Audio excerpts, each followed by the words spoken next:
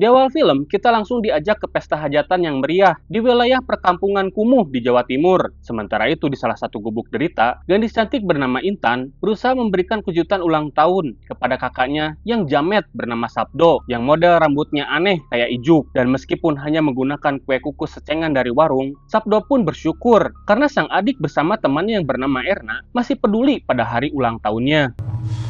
Yeay, selamat ulang tahun Mas Sabdo. Selamat ya Mas. Lantas setelah membantu Intan memberikan kejutan, Erna yang bersiap-siap akan studi tour langsung pamit pulang. Namun sebelum pulang, Erna pun memberikan buku paket bekas agar Intan bisa tetap belajar. Karena ternyata Intan yang kini hidup sebagai yatim piatu terpaksa berhenti sekolah setelah Mas Sabdo tidak mampu lagi membayar uang SPP. Aku pamit yo. Hati-hati yo Er. Singkat waktu, malam pun poek. Sabdo yang sedang tidur langsung terbangun setelah mendengar suara rantang yang terjatuh. Takut bisi itu adalah maling, Sabdo pun bergegas untuk mengeceknya.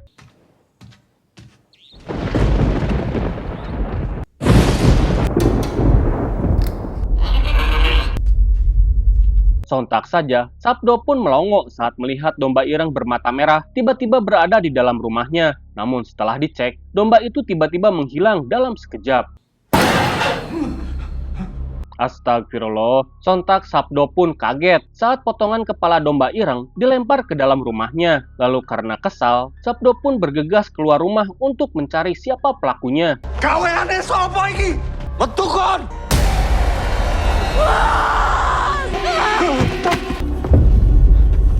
Di tengah keanehan yang terjadi, Sabdo pun syok parah saat melihat gubuknya tiba-tiba saja terbakar. Lantas, Sabdo yang panik pun berusaha untuk menyelamatkan adiknya yang masih ada di dalam rumah.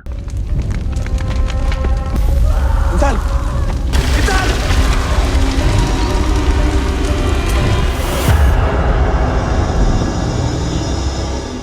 Di keesokan harinya, datanglah seorang pria berkumis bernama Arjo Kuncoro yang langsung menanyakan keberadaan adiknya yang bernama Kondoto pada Pak RT. Mendengar hal itu, Pak RT pun menyampaikan kalau Kondoto telah meninggal dunia 3 bulan yang lalu. Lalu Pak RT memanggil Sabdo dan Intan yang sedang mencari barang yang mungkin bisa mereka selamatkan.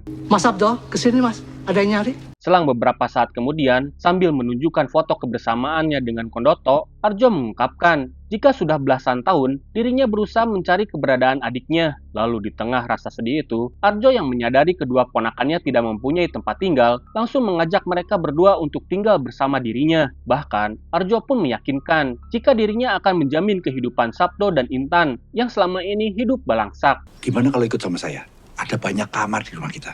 Sudah saatnya keluarga ini bersatu kembali. Hingga setelah si Uwa pergi, Intan pun mengungkapkan keheranannya karena selama ini si bapak tidak pernah memberitahu apapun tentang keluarganya. Akan tetapi, Sabdo merasa jika saat ini tawaran si Uwa memang jalan terbaik. Apalagi saat ini mereka sudah tidak punya apa-apa lagi. Hingga sesaat kemudian, sopir Arjo yang bernama Sugik langsung mengajak mereka untuk bergegas. Ya mungkin memang takdir ya mas. Ya wes kalau memang sudah siap, langsung aja ke mobil.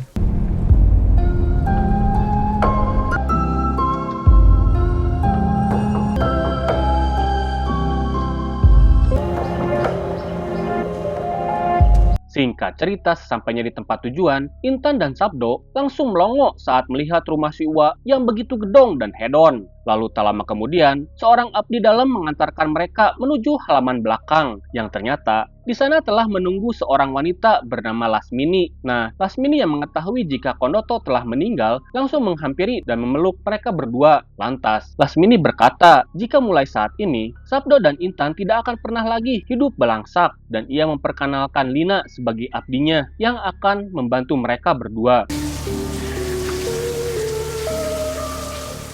Setelah selesai mandi, Intan pun melongo saat Lina telah mempersiapkan baju untuk dirinya. Lalu setelah Lina pergi, Intan pun tak menyangka jika kini hidupnya seperti OKB di dalam sinetron. Tak hanya itu saja, Intan pun senang saat dirinya bisa memakai parfum yang sangat mahal.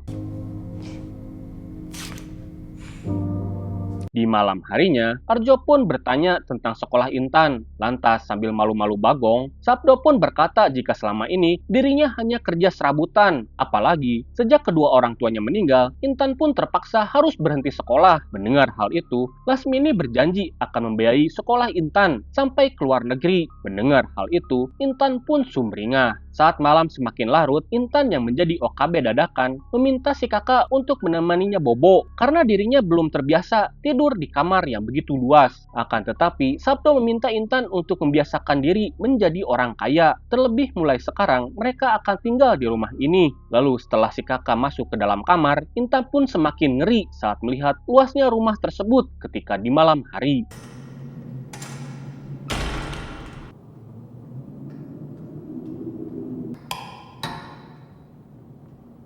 Dan benar saja, saat Intan berusaha molor, seketika ia pun panik saat mendengar suara nafas mengerikan di sudut kamar. Lalu tiba-tiba ada sesuatu yang menariknya.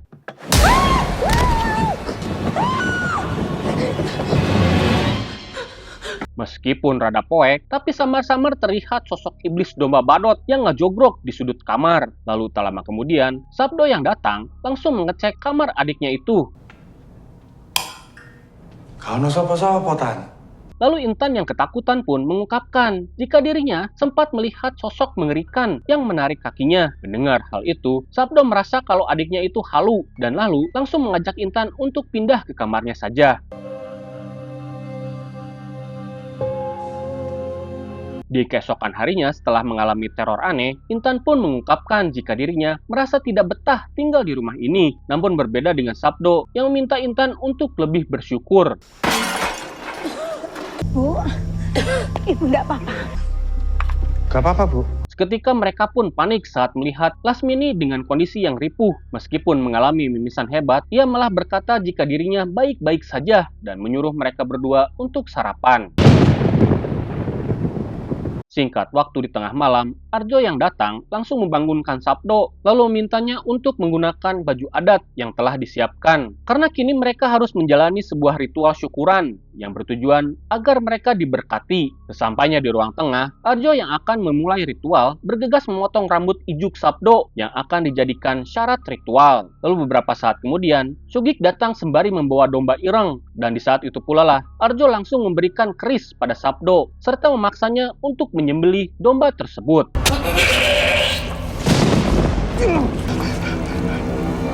Dan untuk menuntaskan ritualnya, Arjo meminta Sabdo untuk minum darah domba tersebut supaya ritualnya tidak sia-sia.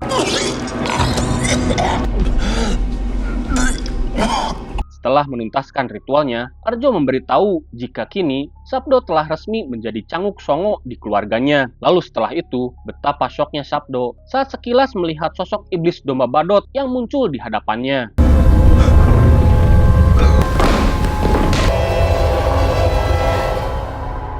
Di keesokan harinya, Sugik meminta Sabdo untuk segera mandi karena hari ini Pak Arjo akan mengajak Sabdo untuk pergi menuju perkebunan sawit. Dan ratu dan sawit, cuman sawit ada yang lain. Singkat waktu sesampainya di perkebunan sawit, Arjo mengungkapkan jika dulu kebun sawit yang luas ini merupakan milik keluarga mereka. Lalu kemudian, Arjo langsung mengenalkan Sabdo yang kini merupakan canguk songo kepada pengelola kebun yang bernama Menur. Melihat ekspresi Menur yang hasem, Arjo pun meminta Sabdo untuk menunggunya di mobil. Lantas, Arjo yang ingin kembali memiliki kebun sawit ini berusaha memujuk Menur untuk mengkhianati keluarga Atmojo. Akan tetapi, Menur yang sudah muak diperbudak oleh keluarga Arjo langsung menolak penawaran tersebut karena dirinya telah mengucap sumpah setia pada keluarga Atmojo. Lalu setelah mendapat penolakan itu, Arjo yang kesal langsung mengajak Sabdo pergi guna menghadiri perkumpulan keluarga paling berpengaruh di Jawa Timur.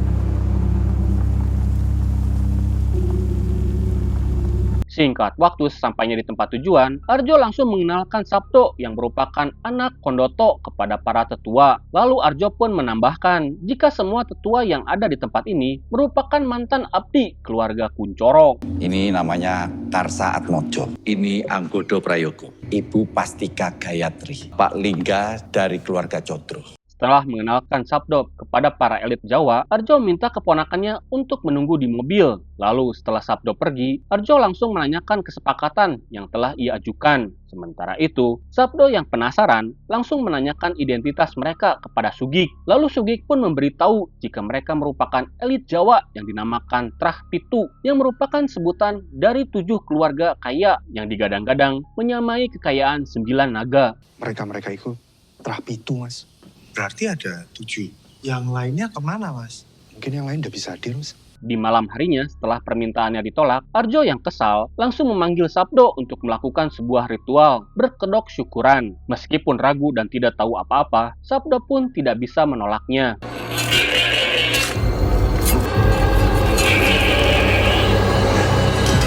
Lalu setelah menyembelih domba irang, Arjo langsung mencucuk tangan Sabdo untuk menyempurnakan ritualnya dan menyatukan darahnya dengan domba irang yang baru saja ia sembelih. Namun lagi-lagi, domba yang telah ia sembelih kembali hidup. Lantas, setelah menyelesaikan ritualnya, Arjo pun meminta Sabdo untuk membersihkan luka di tangannya.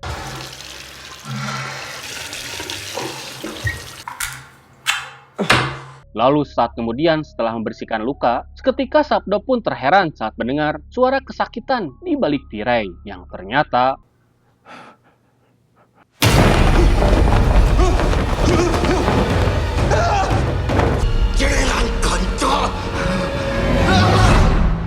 di tengah rasa keheranan itu, Sabdo yang ketakutan pun berusaha memastikan apa yang terjadi dan betapa syoknya ia saat melihat Menur dihajar oleh domba badot sampai jebeu.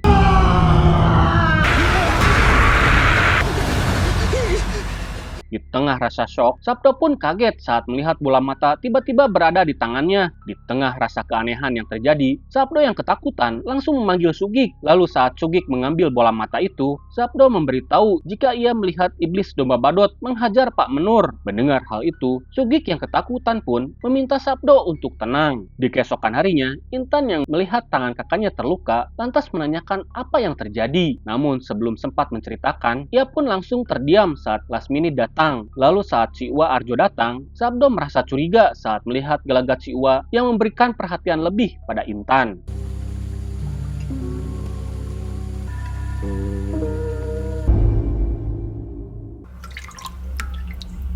Di malam harinya, saat Arjo memandikan Lasmini menggunakan kembang 7 rupa, ia berkata jika sebentar lagi Lasmini bisa pensiun sebagai seorang ranum. Karena menurutnya, saat ini Intan telah ia siapkan untuk menjadi ranum yang baru. Akan tetapi, meskipun tubuhnya sudah mulai ripuh, Lasmini berkata jika dirinya masih sanggup mengemban tugas sebagai ranum.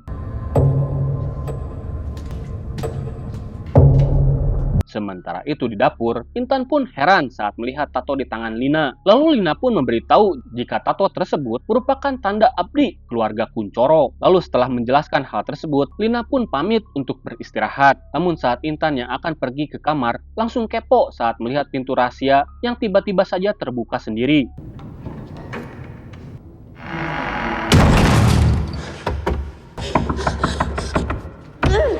Saat pintu itu tertutup, Intan pun semakin kepo saat mendengar suara dari dalam basement. Dan ternyata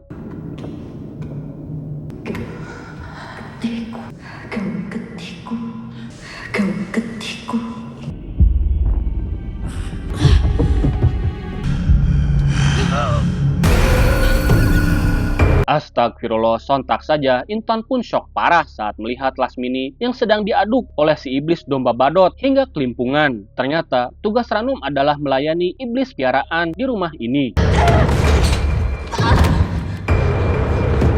Di tengah kepanikan itu, Intan memberitahu kepada kakaknya jika dirinya melihat Lasmini yang digabrut oleh iblis domba badot. Mendengar hal itu, Sabdo pun mulai menggambarkan iblis yang juga ia lihat. Lantas dirasa ini sudah nggak benar, Sabdo pun langsung mengajak Intan untuk kabur. Ayo.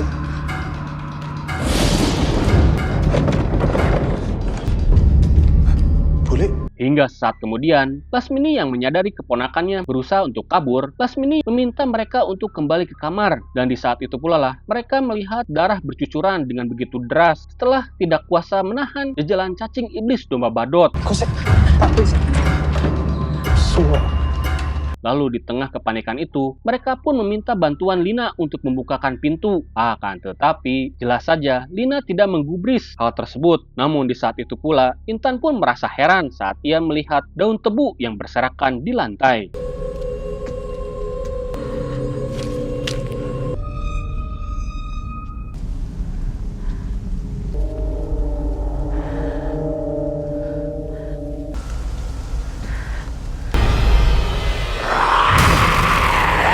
Astagfirullah, betapa syoknya Intan saat melihat bebenguk jurik Sengar Turih yang tiba-tiba saja menyerang dirinya. Dan di saat itu pula, Sabdo pun panik saat melihat adiknya yang kerasukan.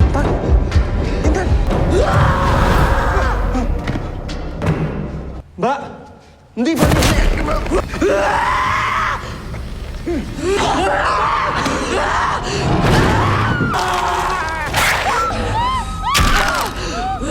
Dan kini, Intan yang kerasukan Sengar Turih berusaha menghabisi Sabdo yang merupakan seorang canguk songo. Dan alhamdulillahnya, Sugik datang dan berusaha menolong Sabdo.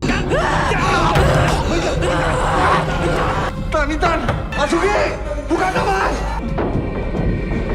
Masuki, bukan Mas! Mendengar kegaduhan itu, akhirnya Arjo pun datang karena ia tak mau sampai Intan celaka. Lalu ia pun langsung mendobrak pintu ruangan itu. Dan betapa syoknya Sabdo saat melihat kekacauan yang terjadi. Dan di saat itu pula lah, lagi-lagi seorang abdi dalam harus tewas setelah kepalanya kepentok beling. Di tengah kengerian yang terjadi, Sabdo pun berusaha menenangkan adiknya yang ketakutan di kolong meja. Dirasa sudah sadar sepenuhnya, ternyata Intan masih kerasukan Sengar Turih. Dan Intan pun kembali menyerang Sabdo.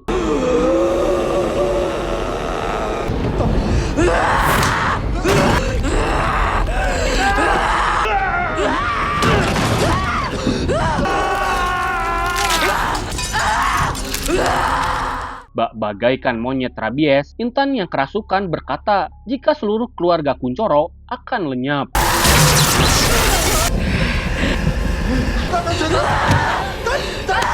Lalu Intan lagi-lagi menyerang Sabdo, bahkan Arjo yang menahan Intan pun sampai disundulnya. Lantas, saat Lasmini berusaha menahan Intan, si Jurik langsung melakukan fatality pada Lasmini yang merupakan seorang ranum.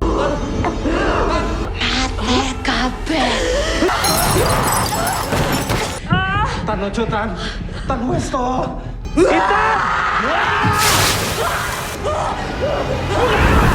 Sesaat kemudian, Intan akhirnya diikat di kasur dan meskipun sudah diseblok menggunakan kembang 7 rupa, namun Sengar Turih dalam tubuh Intan masih belum bisa dikeluarkan.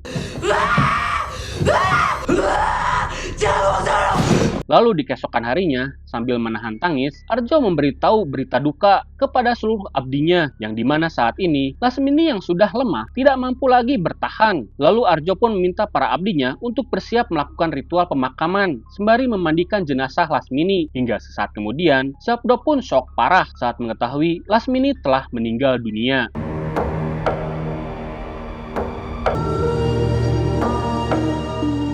Sesampainya di tempat ritual, Wak Arjo yang akan memandikan jasad istrinya memberitahu jika selama ini Lasmini merupakan seorang ranum, yang dimana tugas ranum adalah melindungi keluarga Kuncoro dari serangan gaib. Namun karena Lasmini sudah melemah, maka pada kasus Intan semalam itu bisa saja terjadi. Terlebih sejak dulu, Kuncoro yang merupakan keluarga tertinggi Trahpitu sering mendapatkan serangan gaib dari orang-orang yang sirik pada kekayaan mereka. Maka dari itu, ranum merupakan seorang pelindung yang mampu menghalau bermacam-macam santet, sedangkan Canguk Songo berperan sebagai petarung untuk mengirim serangan balik kepada para orang-orang yang telah menyerang keluarga mereka. Dan Arjo pun memberitahu jika Canguk Songo merupakan pemilik santet terkuat di tanah Jawa. Dan kini, guna membalas kematian Lasmini, Arjo pun meminta Sabdo untuk melakukan serangan balik.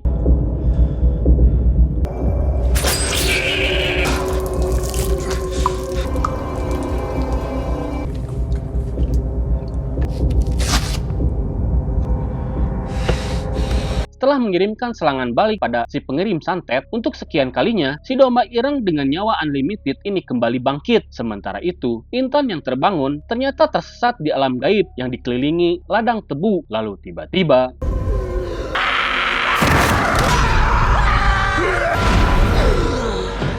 saat Intan siuman, ia pun meminta Mas Sabdo untuk melepaskannya. Dan lagi-lagi, dirasa Intan sudah sembuh, Sabdo pun langsung mengajak adiknya ini untuk segera pergi. Tapi ternyata,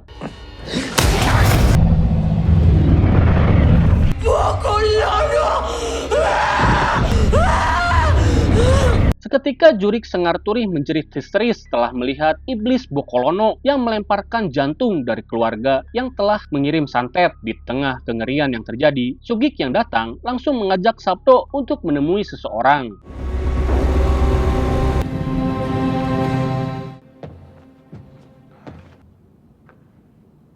Sesampainya di kediaman keluarga Atmojo, Mbah Karsa langsung meminta Sugik menemui Mbah Tamin guna menghapus tato abdi keluarga Kuncoro. Lalu kemudian, Mbah Karsa mengungkapkan jika Sugik merupakan seorang mata-mata yang ia tugaskan untuk menyusup ke dalam keluarga Kuncoro. Lantas Mbah Karsa yang melihat Sabdo kebingungan, ia pun langsung menceritakan sejarah keluarga Kuncoro yang dimana keluarga Kuncoro memiliki iblis terkuat bernama Bokolono hingga menjadi keluarga dengan kasta tertinggi di Trah Pitu, dan kekuatan itu berasal dari tradisi pernikahan sedarah yang telah berjalan selama ratusan tahun yang lalu dalam keluarga Kuncoro. Nah, begitupun dengan Lasmini. Sebenarnya ia adalah adik dari Arjo dan juga Kondoto yang dikawin untuk meneruskan pemeliharaan Bokolono, dan setelah kematian Lasmini, Mbah Karsa merasa yakin jika Arjo akan menikahi Intan yang telah dipersiapkan sebagai ranum berikutnya. Maka dari itu, Kondoto memutuskan untuk kabur dari keluarganya. Namun setelah Kondoto meninggal, Arjo menugaskan Sugik untuk membakar rumah Sabdo agar Arjo bisa dengan mudah merekrut keponakannya sebagai Canguk Songo dan juga Ranum. Jalan.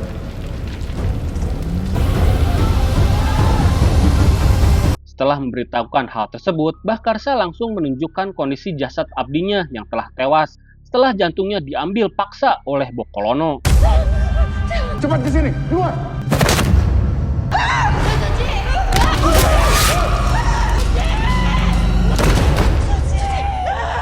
Dan setelah abdinya tewas, Mbah Karsa merasa beruntung kalau si iblis Bokolono gagal menghabisi cucunya yang bernama Dela. Tak sampai situ saja, ia pun menunjukkan foto Menur yang menjadi korban iblis Bokolono.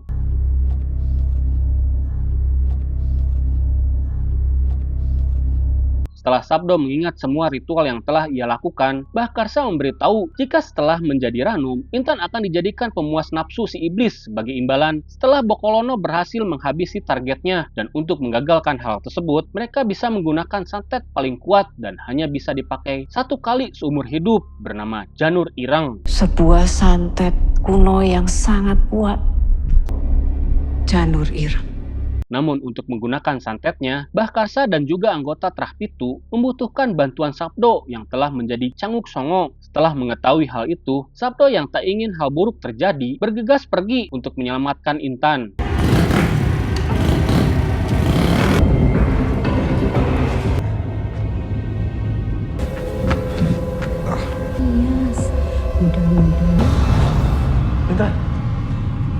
Sepulangnya ke rumah, Sabdo pun panik saat melihat Intan telah didanani menjadi manten. Namun ketika Sabdo berusaha menyadarkan Intan, Arjo yang datang langsung menghajar Sabdo. Setelah ia mengetahui, Sabdo pergi ke rumah keluarga Atmojo. Lalu kemudian, Arjo yang telah menyiapkan Intan sebagai ranum yang baru, memberitahu jika dirinya akan mengawini Intan guna melahirkan Canguk Songo berikutnya. Tak hanya itu saja, ia pun telah menghabisi Lasmini yang telah dianggapnya lemah.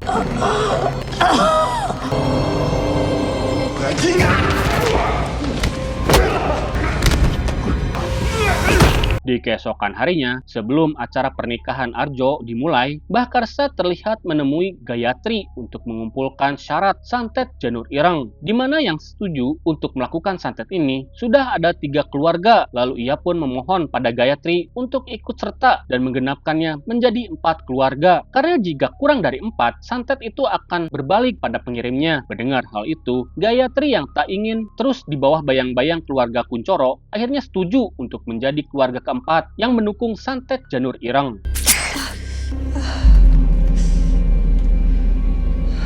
Sementara itu di sisi lain, Sabdo yang siuman seketika panik saat dirinya tersekap bersama Intan di tempat ritual. Lalu Sabdo pun mencoba menyadarkan adiknya itu yang masih mimpi indah. Sementara itu, di waktu yang sama, para pengikut klan Kuncoro terlihat berdatangan untuk menghadiri ritual pernikahan Arjo dan Intan.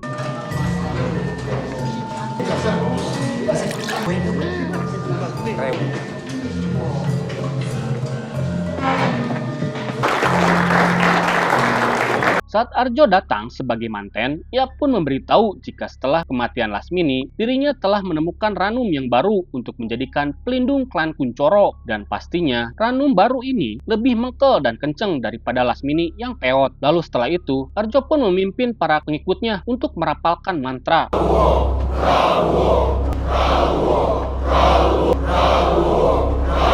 Sementara itu, Sugik yang datang langsung meminta Sabdo untuk memberikan darahnya guna untuk menyempurnakan santet Janur Ireng, karena jika terlambat, Intan akan diaduk brutal oleh iblis domba Ireng. Lalu Sugik pun meminta Sabdo meneteskan darahnya di atas Janur dan meniatkan untuk menghabisi keluarga Kuncoro beserta pengikutnya. Meskipun ragu, Sabdo yang tak ingin hal buruk terjadi pada Intan langsung membenturkan kepalanya ke pipa untuk memberikan darahnya.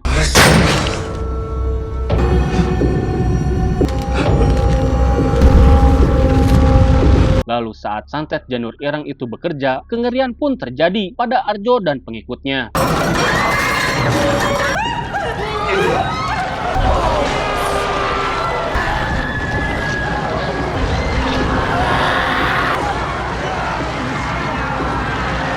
Janur Ireng! Intan yang siuman meminta tolong untuk dilepaskan. Namun Sugik dan Intan pun terkejut karena sosok Bokolono telah bersiap untuk menjajal Intan sebagai manten baru.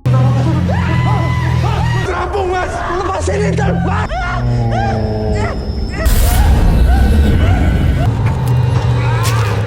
Minggat!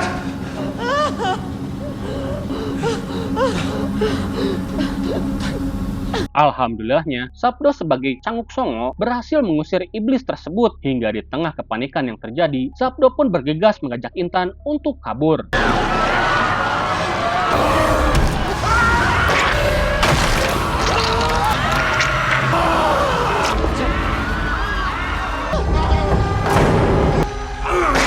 Astagfirullah, betapa syoknya mereka berdua saat melihat kengerian santet Janur Ireng. Dan saat Sabdo dan Intan berusaha kabur, Wak Arjo berkata jika Sabdo akan menderita karena tindakan bodohnya yang telah mengkhianati keluarganya sendiri.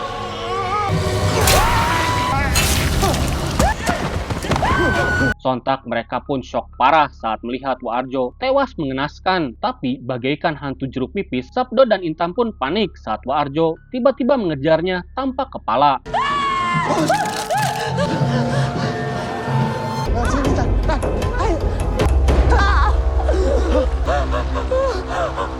Namun sungguh malang. Tibanya di luar, seketika Sabdo pun panik saat melihat tubuh Intan yang tiba-tiba saja menghitam. Lalu tak lama kemudian, Mbah Karsa yang datang langsung berterima kasih pada Sabdo yang telah membantunya menyempurnakan santet Janur Ireng, yang dimana santet tersebut akan membantai seluruh keluarga dan klan Kuncoro, kecuali Sabdo yang merupakan seorang Canguk Songo. Lalu saat Sengar Turih menampakkan dirinya, Mbah Karsa pun memberitahu jika jurik tersebut merupakan kodam milik keluarganya yang kemarin malam telah merasuki Intan. Mengetahui hal itu, Sabdo pun murka saat menyaksikan adiknya ternyata tewas terkena santet Janur Ireng karena ia juga merupakan keluarga Kuncoro. Mas.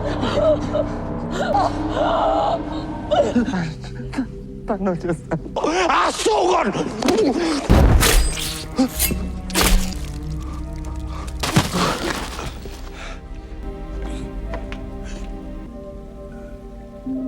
Singkat cerita, Gayatri merasa senang saat melihat Sabdo yang masih selamat. Namun, ia pun turut berduka cita atas tewasnya Intan. Lalu saat Erna datang, tangis Sabdo pun pecah saat memberitahukan kabar kematian Intan. Lantas di tengah kesedihan itu, Gayatri mengungkapkan jika dirinya akan mengajarkan santet terlarang untuk membalaskan kematian Intan dengan mengajarkan Sabdo santet Sewu Dino. Dan rupanya, Gayatri tak harus mengotori tangannya sendiri untuk membantai beberapa keluarga yang menjadi saingannya. Aku akan mengajarkanmu Sewu Dino. Singkat cerita, 3 tahun kemudian, tampak cucu Mbah Karsa yang bernama Dela yang sedang tidur terlelap. Ia merasa heran saat melihat daun tebu yang jatuh ke wajahnya. Mbah.